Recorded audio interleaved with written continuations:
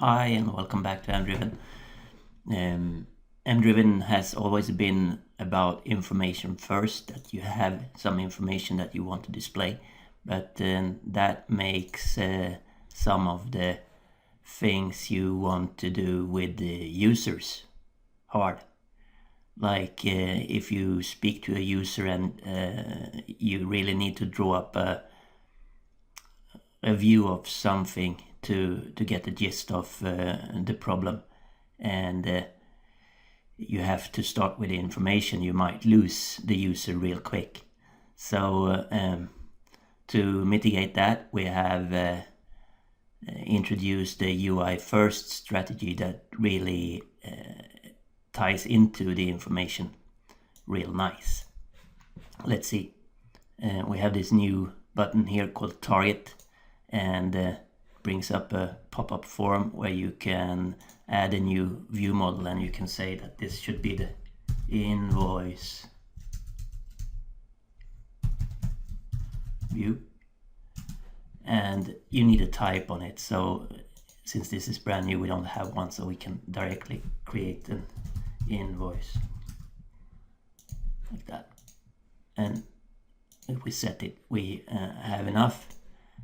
So now we have a context, and since we are going to work with UI first, we really do not need to show all these properties. This is the UI, and we have a new set of buttons here, and these are just tools that you select and then drag out like this. And suppose that there is an invoice and you would like the number of the invoice up here, and you would like a list of invoice rows down here. Let's switch this one to flat like that. And maybe you would need a button to add a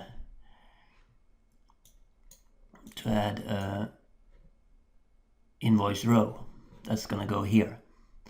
So having that, we still need to make this live, because now we can see that we can have the discussion about what we need, etc. And there's a similar as this target button, there's a target for each of the widgets on the screen. So if I press this target, I get a slightly different pop-up stating that the context is invoice, and the suggested expression is, well, there is no suggested expression because the invoice has no attributes at all. So the current expression is just string, null value. But still, I could call this the invoice number if I like, and then it would be clear to me. But it's really easy to, while you're at it, just bring up this new attribute and say that it should be the number, and then we create the attribute. And once we have done that, we could get the suggested expression of self number, and if we use that one, we get this new expression, and the suggested name of this field would be number, and maybe that's a better name because it's in the context of invoice anyway. So I'm gonna use the suggested name, and now it looks like that. Let's look at the target for the grid here, and what should be the type of objects in the grid. That's the first class, the first question that we need to answer. But it should be invoice rows, but we don't have those, so let's create invoice row. That's a new class. And then I go back and I can say that it should be invoice rows in this one. Okay, matching sets. Well, there is no association between invoice and invoice row, so the only matching set is invoice row all instances. but I can just as well create a new set since I know it. It's a new association from invoice to invoice row. So I'm gonna call this the many end for rows, like that. And then I have a matching set called self rows and order by string. So I'm gonna use that one, and then I have the expression done for me, no need to do anything about it. And I'm gonna use the suggested name, which is rows, like that. And I see it here, but this label here, I might not want that because I have the buttons here, so I just toggle that one so it doesn't show. Here I can find what possible values I can have in the grid, but let's get back to that. So now I have the number and the grid rows, and let's put the target on the button as well. So the suggested method, well, there are no methods on invoice, but of course suggested create and add self rows invoice row. Yeah, that's interpreted from the model, so let's use that one. Use, and then I have the expression done for me, and the button name, suggested name, well, rows, I don't know, I'm gonna call it add row, and then I'm fine. What has happened during this session is that the view model hierarchy is built for me, and there's nothing special about this. It's just something that we did manually before, but it's now better, faster designed with these new buttons. And what has happened in the model is that there's an invoice class with an attribute number, and there's an invoice row that has an association. And of course, if I go the other way, I can still add things from the model, saying that the invoice row has a description, and if it has a description, then it will probably be something that I want to display. So hitting target here, I can just find that, well, it has the description, I can add that one, and I might not want that one anymore. So really fast, and of course you can follow along on the prototyper. Let's do with no persistent, start the system, and we run it, and then it doesn't show anything because I still want to have a global action to create an invoice and show this view. And then I would refresh that model, and I would create an action and say that it's number 1, and I could add rows for that, and I could enter description on each row. So what can you do? What kind of controls can you do with this? Well, there's the standard edit box with and there's the label, and there's the checkbox, and there's the picker or the combo box, and this one is the most advanced, of course, because it's a lot of details to set up a function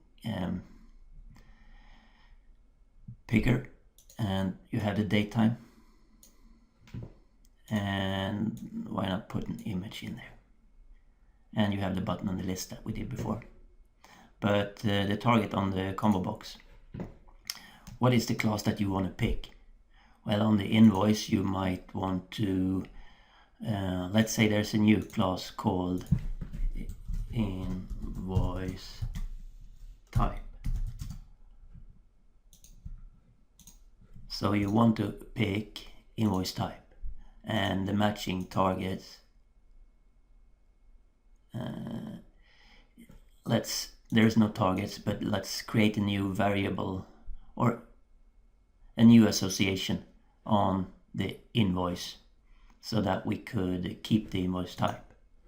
So on the single end, it's on the menu end, it's called, well, we could just leave these blanks because they're going to get the default names. So I'm going to just create that one and see if I have the invoice type, and I'm going to use that one, and then it switches to a correct OCL for that. Now I need a set to fill the picker box. What are the values that's going to be that we're going to choose from in the combo box? And since there are no other sets available, the model just finds invoice type all instances, and that's good for me. I'm going to use that one, and then it switches to this, and the suggested name of the picker would be invoice type, and I'm going to use that suggested name. Okay, so that would be enough for this to actually, if I refresh this model and I create this, I have the invoice type here. Of course, there are no invoice type objects, but that would be easily fixed with a debugger, just saying that there's an invoice type and I want to create one, and that would be the OCL expression for that, and I want to execute that once, twice, 3 times. And once I've done that, I have 3 types of invoice types here. And of course, now it's obvious that I don't have any attribute on the invoice type, so I would like to set up that. And I could do that pretty easy just by saying that it's the presentation of the invoice type that I want to address, and selecting a column here is and pushing this target would be the same thing as if this one was available on screen, but it's hard to get at because it's part of the picker box. So, and in the context of invoice type, it's supposed to be a string, and the suggested expression are empty because there are no attributes on invoice type and no associations from it either. Oh, no single associations from it. So let's call that just name and create that attribute and go back, and then I can pick that one and use that one, and I have the OCL for it, and then the suggested name would be name. Well, that's okay. So what has happened is that this one is updated, and as it's updated and I head back here and I do a model refresh and I create the invoice, since I restarted it and I had no persistence on, my objects disappeared. So what I can do is invoice type create, and I execute that one, and then let's see if I have them here. Yeah, but still they have no name on them, and I would need to set that. If I mark the head of this and push target, I get the option to add a new view model, and we're gonna call this one for invoice type, and the class on this one should be the invoice type. And then we actually get access to the things from autoforms logic, like copy document autoform, and that would show the name of the type and a possibility to create and add invoices. And that's the wrong way. That's not what we're going to do. This is more like a value store. So let's head back and say, what about the seeker autoform? Well, that will search between our invoice types, and that's not what we want to do either. So let's just do the value store autoform. That's what we want to do.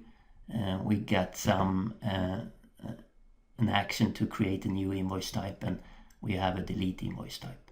So that's good. Let's just add a global action for show for this one, show invoice type. And having that, it would be much easier for us to refresh the model and bring the invoice type up and create a few invoice types and say that this one is A and this one is B and this one is C. Having done that, we could create an invoice and add some rows, and for the invoice we call 1, we could set the invoice type to B. So summing it up, we have new ways to work with UI first. These do not in any way limit the possibilities that we have with working with information first. In contrast, they actually add to each other, and if you do the information first, you will find hints about how you can use it once you do the UI. Of course, all the standard or previous design things are there, so you still have the ability to find model multi-links this way, but this is a slightly different take on it. Hopefully this will make it easier for someone to that thinks visually to get into catching requirements and building up the information from a perceived UI rather than building up a needed UI from existing information. So either way goes, and any way is good as long as things get done. And all you do is immediately testable with the prototyper. And I think I've touched on the subjects that I wanted to talk about today, and share this with your friends. We need more users. We need more people that actually understand the importance of understanding the gist of a system and not just wasting time in standard hacking of loose requirements. Because as always, the problem isn't to get the first prototype running. The problem is to stay alive, to roll with the changes and always adapt to the new requirements that the business will put on you. Okay. Anyway, thanks for now.